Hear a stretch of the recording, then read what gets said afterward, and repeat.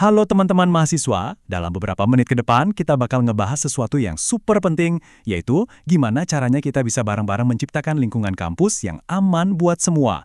Anggap aja ini panduan praktis buat kita semua untuk mencegah kekerasan seksual. Yuk kita mulai. Sering banget loh, kekerasan seksual itu justru bersembunyi di hal-hal yang kita anggap biasa aja atau cuma bercanda, padahal justru disitulah bibit masalahnya. Makanya kita perlu lebih peka buat ngenalin hal-hal ini. Coba deh kita jujur sama diri sendiri. Pernah nggak sih kalian ngeliat atau dengar kejadian-kejadian kayak gini di sekitar kita?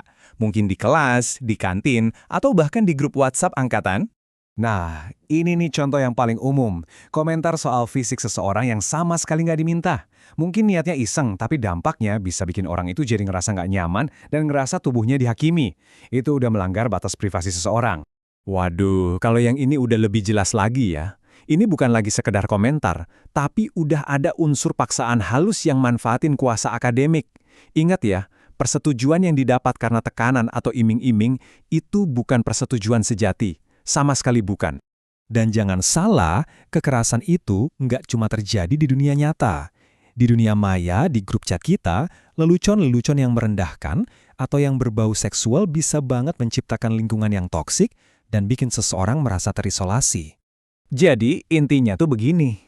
Semua contoh yang tadi kita bahas itu masuk ke dalam definisi pelecehan seksual. Kata kuncinya bukan di niat si pelaku, tapi di dampaknya. Kalau sebuah tindakan menciptakan lingkungan yang gak aman secara psikologis buat orang lain, ya itu udah pelecehan. Titik. Oke, sekarang kita udah bisa ngenalin bentuk-bentuknya.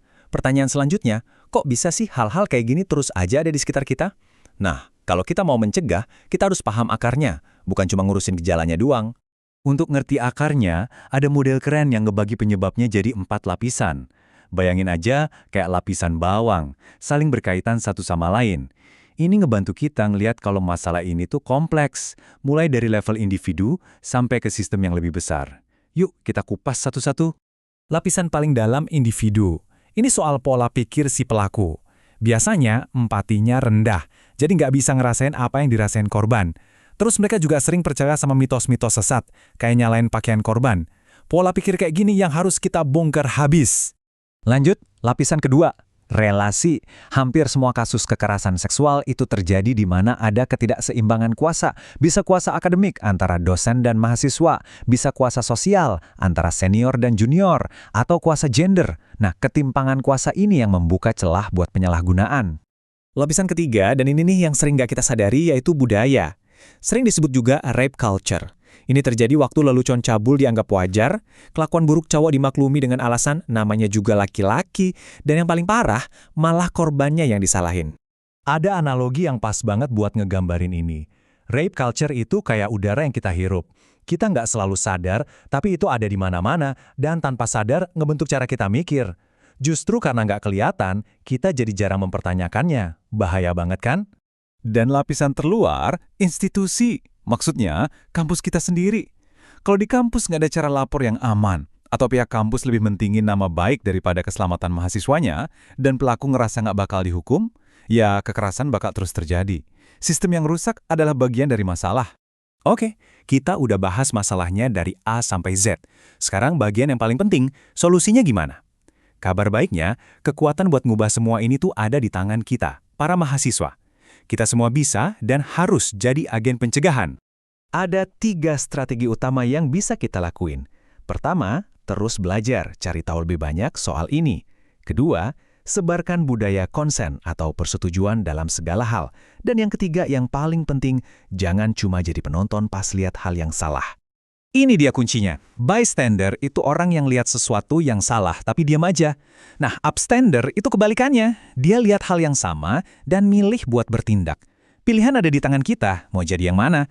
Yuk, kita pilih jadi upstander. Cara jadi upstander yang pertama, intervensi langsung. Gak perlu marah-marah, cukup bilang dengan tenang, kayaknya komentar lo barusan kurang pantes deh. Kalimat sesimpel itu aja udah ngasih sinyal kuat kalau perilaku kayak gitu gak diterima di lingkungan kita. Kalau intervensi langsung terasa terlalu berisiko, coba cara kedua, alihkan perhatian. Samperin orang yang lagi diganggu, terus ajak ngobrol hal lain.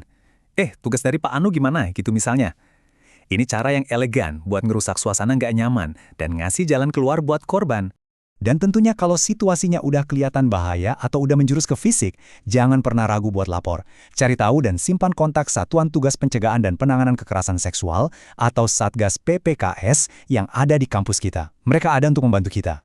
Pada akhirnya teman-teman, memilih untuk peduli dan bertindak itu bukan cuma soal ngelindungin orang lain loh.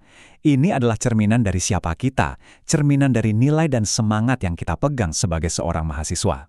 Dan ini pas banget dengan semangat kita sebagai mahasiswa UGK.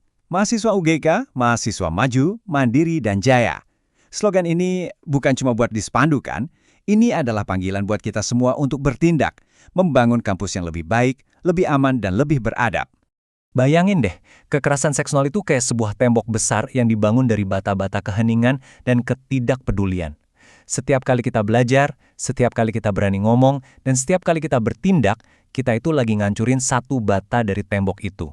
Jadi pertanyaannya buat kita semua, bata mana yang akan kamu robohkan hari ini?